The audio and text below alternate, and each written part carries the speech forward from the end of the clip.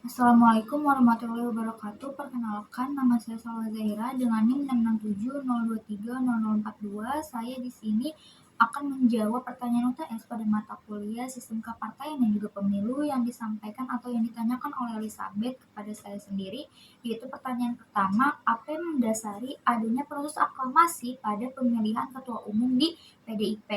Jadi, proses aklamasi yang terjadi pada pemilihan ketua umum di PDIP itu sendiri memang sudah ada atau memang sudah tercantum dalam ADART-nya mereka.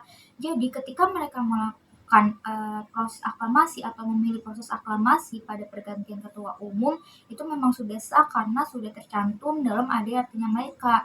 Dan kenapa hanya figur Megawati saja yang selalu diusung dalam proses aklamasi tersebut? Karena menurut Ketua DPP-nya yaitu Andreas Sugo menyatakan bahwasanya kader-kader lain itu sejauh ini belum ada yang bisa menggantikan peran Megawati.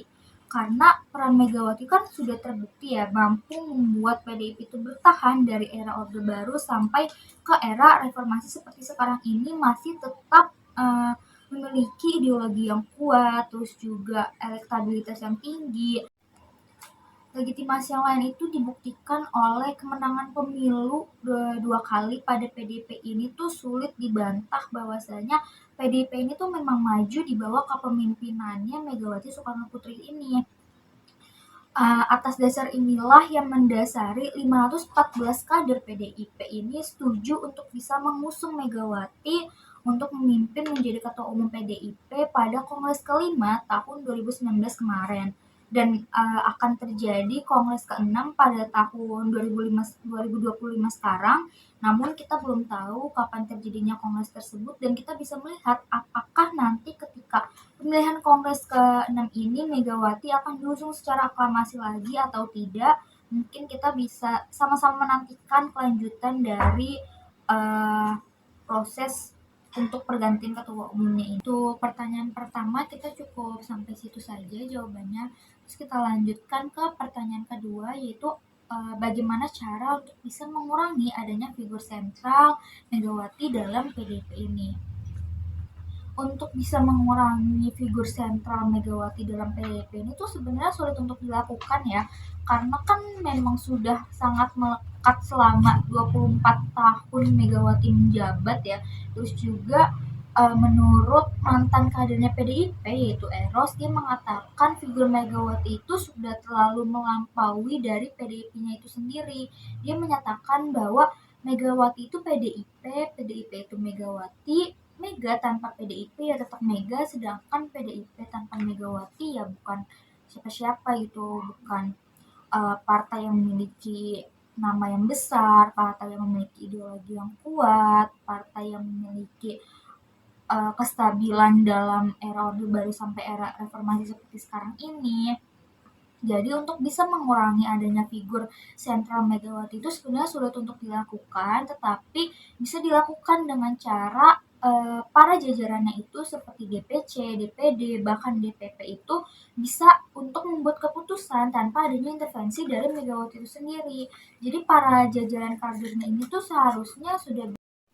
Jadi, para jajaran di PDIP itu seperti DPC-nya, DPD-nya, dan juga DPP-nya itu harusnya udah bisa membuat keputusan sendiri tanpa adanya campur tangan dari Megawati. Kenapa? Karena ketika mereka tetap tunduk pada keputusannya Megawati, itu tuh membuktikan bahwa peran Megawati itu masih memiliki peran yang tertinggi dalam PDIP. Jadi mereka tuh tidak bisa mengeluarkan pendapat, tidak bisa membuat keputusan sendiri, tidak bisa memberikan sebuah saran atau usulan karena memang Megawati yang memiliki atau para jajaran di bawahnya itu memang sudah harus ikut atau tunduk dalam keputusan yang Megawati buat. Seharusnya tidak seperti itu karena para kader ini kan memang mempunyai sebuah hak untuk bisa mengeluarkan pendapat, untuk bisa memberikan usulan, untuk bisa memberikan keputusan-keputusan sesuai dengan permasalahan dalam cabang-cabang mereka, daerah-daerah mereka kan. Cuman ketika Megawati ikut campur, hal ini tuh bisa menurunkan adanya sistemness dalam internal PDIP itu sendiri. Jadi akan merugikan pelembagaannya PDIP. Terus juga mungkin bisa dikurangi dengan adanya regenerasi kepemimpinan, yaitu dengan tidak melakukan proses aklamasi pada pemilihan ketua umumnya. Sebelumnya saya berterima kasih banyak kepada Elizabeth telah memberikan kritik kepada saya dan hal ini sangat membantu untuk saya bisa berkembang di presentasi selanjutnya dan juga untuk penulisan saya selanjutnya.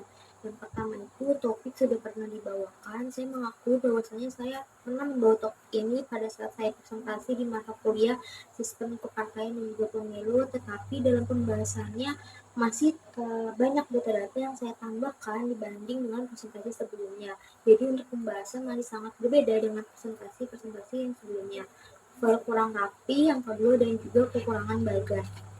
Bahwasanya saya mengakui bahwa penulisan yang saya tulis untuk UTS ini masih terdapat beberapa kurangan dan juga masih terdapat kurangnya struktur penulisan, terus juga kaidah penulisannya seperti gimana.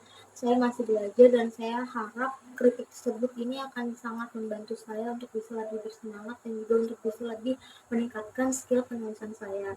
Terus kurangnya bagian juga saya mengakui bahwasanya data yang saya gunakan itu masih terdapat kebingungan untuk saya membuat bagan, jadi ada beberapa data yang memang saya tidak uh, dibuat sebagai bagan, tetapi untuk selanjutnya saya akan berusaha untuk bisa membuat bagan. Terima kasih atas kritikan dan juga beberapa pertanyaan yang disampaikan oleh Elizabeth kepada saya sendiri. Saya harap dengan adanya kritikan ini bisa membangun atau meningkatkan skill penulisan dan juga presentasi saya dalam UTS-UTS selanjutnya atau dalam presentasi-presentasi selanjutnya.